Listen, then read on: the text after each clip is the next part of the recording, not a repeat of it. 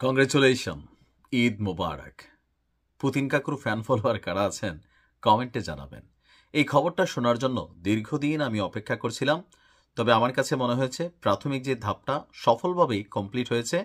তবে এই কমপ্লিট হওয়ার পেছনে একটা জিনিস আমি বরাবর বাংলাদেশকেও বলি যে আমাদের সামরিক শক্তি অনেক শক্তিশালী হতে হবে। আমরা এই দেশে বৈশা লাঠিচোটা নিয়ে বারবার খালি ধরেন রাস্তায় গিয়ে প্রতিবাদ জানালাম, বিশ্বের নিন্দা করলাম, বিশ্ব আমাদেরকে পাত্তা দিবে না। থাকতে হবে মেশিনারিজ।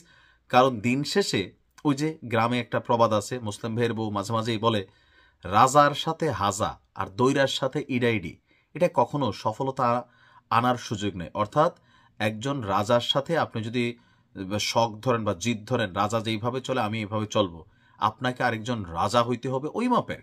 নয়তো একজন রাজা হাতি ঘোড়া, মানে যে সকল রাজার যুগ ছিল, একজন রাজার যে জীবনযাপন, এটা একজন সাধারণ মানুষ করতে পারে না। আর দৈরা মানে হচ্ছে দরিয়া, অর্থাৎ নদী, বহমান বিশাল যে নদী থাকে, দরিয়ার মধ্যে ঢিল মাইরা মাইরা আপনি দরিয়াটার ভরাট করে ফেলবেন, এটাও সম্ভব না।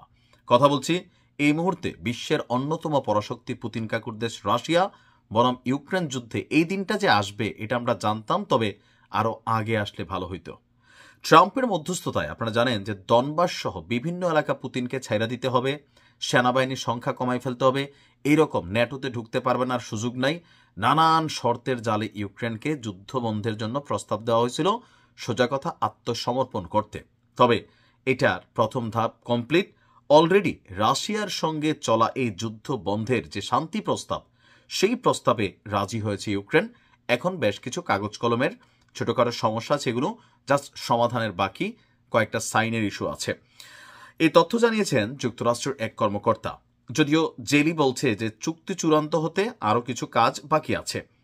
আমেরিকা বলছে ইউক্রেন শান্তি প্রস্তাবে রাজি হয়েছে, কিছু ছোট বিষয় আছে সেগুলোর সমাধান হয়ে যাবে, কিন্তু তারা শান্তি প্রস্তাবে রাজি হয়েছে, মানে ছোটখাটো কিছু শর্ত আছে।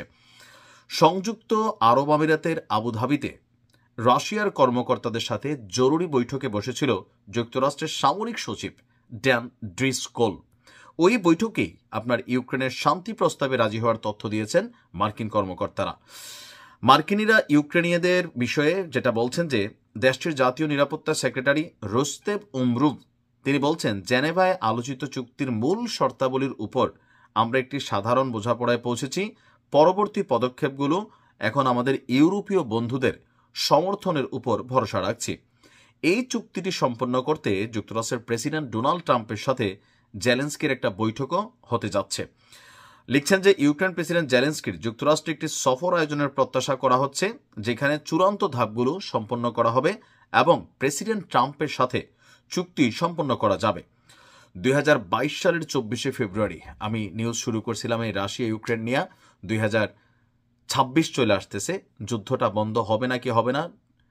বাইডেন প্রশাসন ক্ষমতা থেকে সরে যাওয়ার পর একটা আশার আলো ছিল যে খুব দ্রুতই হবে, কিন্তু ইউরোপীয় ইউনিয়ন তারা একজোট হইয়া যুক্তরাজ্য এবং জার্মানির নেতৃত্বে এই যুদ্ধটা কিন্তু আরেকটু চলে আসছে। ইভেন একটা পর্যায়ে আইসা ট্রাম্প মনে করছে পুতিনরে একটা লামসাম বুস্টুস দিয়া রাজি করানো যাবে, কিন্তু পুতিন তো পুতিনই। তাকে বলা হয়ে থাকে আন্ডারওয়ার্ল্ডের ডন, অথবা তার নামের আগে পিছনে অনেক ধরনের বক্তব্য আছে, ফ্যাসিস্ট। কিন্তু পুতিন রাশিয়ার জন্য নিঃসন্দেহে একজন বরকত, আমি এটা মনে করি। কেননা রাশিয়ারে যদি একবার পোতাই ফেলা যায়, তাহলে মধ্যপ্রাচ্যের রাজনীতি বলেন, বিশ্ব রাজনীতি বলেন, G7 যারা মোরলরা আছে, এখন রাশিয়াও কানেক্ট হচ্ছে, আবার সেখানে ভিন্ন কিছু ঘটে যেত। আর এই যুদ্ধে যদি রাশিয়ার পতন হইতো, তাহলে অনেকগুলা দেশের কপালও পড়তো। তবে দিন শেষে পুতিন দেখাই দিছে কিভাবে যুদ্ধ জয় করতে হয়।